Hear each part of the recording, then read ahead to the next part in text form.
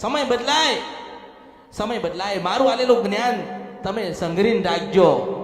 કોઈક જગ્યાએ લખીને રાખજો કે આપણી માતા 12 થી 4 ના ભજનમાં અમૃતની મેલડીએ કીધું હતું કે 12 થી 4 નું ભજન કરજો ને આપણી ખોડિયાલ આપણને મળતી હતી. લખીને રાખજો.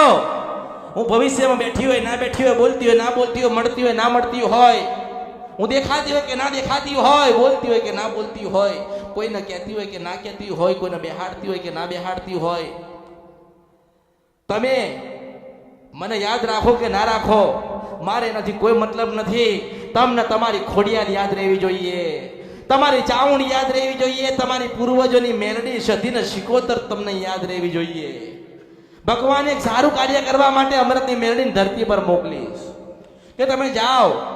લોકોએ દાણા માણા તો બહુ જોયા, હવે તમે બોલો ને મહાદેવ બનાયા દઈશ કે.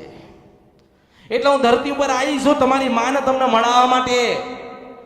એટલે બધું ભૂલી જજો. આપણે માને કહેજો કે માં મારા પૂર્વજો મારા વડીલો જે કંઈ કરીને ગયા હોય સમા કર અને ખોળે ખંચેરીને લઈ લે.